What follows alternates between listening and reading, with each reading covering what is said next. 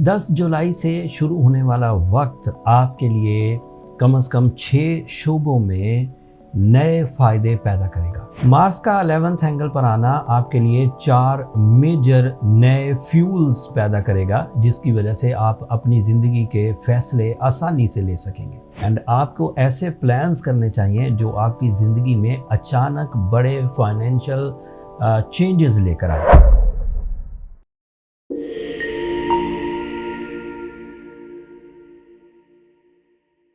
अस्सलाम वालेकुम स्कॉर्पियोज, मैं हारिस अज़मी प्रोफेशनल एस्ट्रोलॉजर आपकी खिदमत में हाजिर हूँ इस हफ्ते की एस्ट्रोलॉजिकल रिसर्चेस के साथ। 10 जुलाई से शुरू होने वाला वक्त आपके लिए कम से कम 6 शोबों में नए फ़ायदे पैदा करेगा। 2 साल के बाद मार्स आपका रूलिंग प्लैनेट आपके लिए 11th एंगल पर आएगा 10 जुलाई को। मार्स का 11th एंगल पर आना आपके लिए 4 मेजर नए फ्यूल्स पैदा करेगा, जिसकी वजह से आप अपनी ज़िंदगी के फैसले आसानी से ले सकेंगे। मार्स का 11th एंगल पर आना सडन गेन्स की वजह बनता है। ये 2 साल में एक दफ़ा 6 हफ्तों के लिए 11th एंगल पर ट्रांजिट करता है। ये जो एंगुलर पोजीशन हम लोग एज एस्ट्रोलॉजर आपसे जिक्र कर रहे होते हैं स्कॉर्पियोज, ये किसी दायरे में, किसी ऑर्बिट में किसी ऑब्जेक्ट की पोजीशन को डिफ़ाइन करने का बेहतरीन अंदाज़ है। अदरवाइज़ मैं दायरे में गली नंबर नहीं बता सकता, मकान नंबर नहीं बता सकता। मतलब ये एक दायरा है जिसमें घूम रहे हैं तो उसको 30-30 डिग्रीज़ के एंगल बनाए हुए हैं, जिसमें किसी एक प्लैनेट का बिहेवियर एक जैसा रहता है। अगले 30 डिग्री में उसका बिहेवियर बदल जाता है। जैसे आप सूरज को रोज़ देखते हैं, सुबह 9 बजे तक सूरज का एक बिहेवियर होता है, फिर 9 से 12 बजे तक उसका दूसरा बिहेवियर, फिर 12 बजे से 3 बजे तक उसका तीसरा बिहेवियर, फिर 3 बजे के बाद जो शाम का टाइम शुरू होता है उसका चौथा बिहेवियर। मतलब ये उसकी ऑर्बिटल मूवमेंट को डिफ़ाइन करने का एक अंदाज़ है। सो मार्स 11th एंगल पर 2 साल बाद अपीयर होने के लिए बिल्कुल रेडी है। एंड आपको ऐसे प्लान्स करने चाहिए जो आपकी ज़िंदगी में अचानक बड़े फाइनेंशियल चेंजेस लेकर आए, और ये पॉजिटिव होंगे। अप्रॉक्सीमेटली इसकी पॉजिटिविटी 40% आपके फाइनेंस साइड को स्टेबल कर देगी। प्रॉपर्टी से रिलेटेड जो लोग हैं, चाहे वो कंस्ट्रक्शन से रिलेटेड हैं, रियल एस्टेट से रिलेटेड हैं, ट्रेडिंग से रिलेटेड हैं, सिर्फ कंस्ट्रक्शन जो सामान है उसके सप्लायर्स हैं या आर्किटेक्चर्स हैं, इन सब को फ़ायदा होने वाला है। ये ऐसे एडवांटेजेस 10 जुलाई के बाद लेंगे कि इनके खुद के भी वहमो गुमान में नहीं होगा कि कितनी तेज़ी से चीज़ें पॉजिटिविटीज़ की तरफ जा रही हैं। उसके अलावा इस मार्स के 11th एंगल पर आने से जो काम आप इनफिरादी तौर पर नहीं कर पाते, आप खुद अकेले जितने भी टैलेंटेड हों, लेकिन या तो काम बहुत बड़ा है, या तो काम बहुत सेंसिटिव है, या काम बहुत कॉम्प्लिकेटेड है, तो और आप अकेले नहीं कर पाएंगे, उसके लिए किसी का सहारा ही चाहिए, तो भी मार्स की सपोर्ट इस तरह की टीम वर्क या इस तरह की ग्रुप एक्टिविटीज़ को सपोर्ट करती। एक तीसरा और बड़ा एडवांटेज, मार्स ऐसे फ़ायदे भी देगा जो आप मुकाबला करके हासिल कर सकेंगे।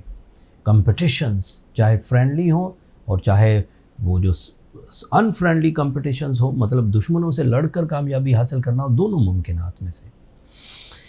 अदरवाइज इसके 2 जो एडवांटेजेस रह गए वो भी बयान करूँ। It is representative of your personality, it is representative of your nature, it is representative of your confidence, it is representative of your soul, it is representative of your emotions. ये सब flourish करेंगी चीज़ें, इन सब में मुफ्त में fuel आएगा, इन सब चीज़ों को नई पॉलिश मिलेगी, ग्रोथ, संजीदगी, पॉजिटिविटी। आपके 6th एंगल का भी रिप्रेजेंटेटिव है। So it is so helpful for your physical health, for your physical performances, for your powerful vision, for your government activities, कानूनी मामलात का सुधरना, जिस्मानी कुव्वत का इंक्रीज़ करना, जहनी ताकत में से हसासियत ख़त्म होना और जुर्रत पैदा होना, ये सब इसी एक मार्स की वजह से आपको मुयस्सर आएगा। तो Scorpios, after 10th of July you are in a golden season by your nature। ये जितनी भी मैंने बातें बोली, इन सब बातों में आपकी सलाहियतें काम आकर आपको कामयाबी मिलेगी। लकी फैक्टर ना भी मिले तब भी कामयाबी है आपके साथ। 11th of July को मरकरी आपके 10th एंगल पर आ जाएगा। सोलर सिस्टम में इस वक्त स्कॉर्पियो नेचर सबसे ताकतवर परफॉर्मेंसेस के लिए रेडी है। मरकरी का 10th एंगल पर आना वीनस के साथ, मार्स का 11th एंगल पर आना, सूरज का आपके 9th एंगल पर होना, ये इस बात की दलील है कि मौसमी हालात, solar system, time behaviour fully favour कर रहा है स्कॉर्पियो नेचर को। अगर कोई एवरेज या लेट मी से बिलो एवरेज भी कोई स्कॉर्पियो अपनी फितरत में होगा तो भी वो मेजर सक्सेसेस का कैंडिडेट है, तब भी वो रोमांस का कैंडिडेट है, तब भी वो कंपटीशंस को विन करने का कैंडिडेट है, तब भी वो अपनी फिजिकल स्ट्रेंथ गेन करने का कैंडिडेट है। So this is the time जब आप अपने अंदर की कमज़ोरियाँ, जब अपने अंदर की वीकनेसेस, इन्हें रिपेयर कर सकते हैं। इस रिपेयरिंग में जो आप अपनी विल से ही चीज़ें कर जाएं बहुत अच्छी बात है। अभी कुछ और चीज़ें भी बयान करनी है, लेकिन यहाँ रेमेडी देने की ज़रूरत महसूस हो रही है। अगर आप खुद कर जाएं बहुत अच्छी बात है, ज़रूरत ही नहीं किसी तरह के इलाज की। बट अगर आपको लगता हो कि मैं अपॉर्चुनिटी मिस कर रहा हूँ, मैं अपने जज्बाती कैफियत में डाउन हो रहा हूँ, मैं अपनी कामयाबियों को हासिल नहीं कर पा रहा, तो फिर आपको आर्टिफिशियली अपने आप को डेवलप कर लेना चाहिए। मेरी प्रोफेशनल स्टेटमेंट ये है कि नेचुरली ही फ्यूल बहुत अवेलेबल है, चीज़ें ठीक हो जानी चाहिए। बट अगर ठीक नहीं हो रही, जैसे बाहर बहारें हैं, वो किसी शायर ने लिखा था कि किस्मत में कैद लिखी है फसलें बहार में। अगर किस्मत में कैद है और बाहर बहार है तो काम नहीं आएगी, बाहर आपको फ़ायदा नहीं देगी। इसलिए उस कैद से बाहर निकलने के लिए आपको आर्टिफिशियली अपने आप को डील करना चाहिए। In your case blue sapphire is highly recommended for booster, for security, for repairing and साथ में सूरह शम्स की तिलावत 5 दफ़ा एक दिन में करना आपके लिए मुफीद रहेगा। ये एवरेज डिफ़िकल्टीज़ को रिपेयर कर देती है।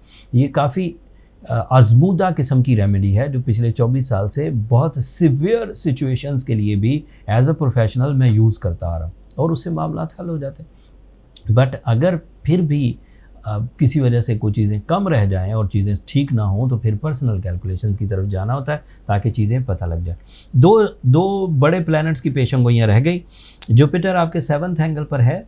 ये love life, relationships, family life, family welfare, business partnerships के लिए ये जुपिटर आपके लिए इस साल बहुत अच्छा है। मार्स 2 साल के बाद आपको फेवर करना शुरू हुआ है। जुपिटर 12 साल के बाद आपके लिए 7th एंगल पर है और अब कुछ ही महीने रह गया, सितंबर तक इधर है, फिर ये रेट्रोग्रेड हो जाएगा, फिर ये आगे ही चला जाएगा। जुपिटर की वजह से दूसरी शादी, ये मैंने दूसरी शादी का इसलिए बोला कि वो थोड़ा मुश्किल होती है। पहली शादी तो हो के ही रहेगी, लोग कहते हैं हमारी पहली नहीं हो रही। समटाइम मैसेजेस में फ़नी मैसेजेस भी करते हैं। समटाइम वो कहते हैं हमारी पहली शादी नहीं हो रही, आप दूसरी शादी की पेशेंगोई करें। मेरा उसके पीछे मकसद ये था कि second marriage is little bit difficult. जब वो हो जाएगी तो पहली शादी तो मुश्किल ही नहीं, वो तो आराम से हो जाएगी। तो कहने का मकसद ये था, लेकिन उन्होंने शायद ये समझा कि जो दूसरी शादी करने वाले लोग हैं सिर्फ उनके लिए खुशखबरी। ऐसा नहीं है।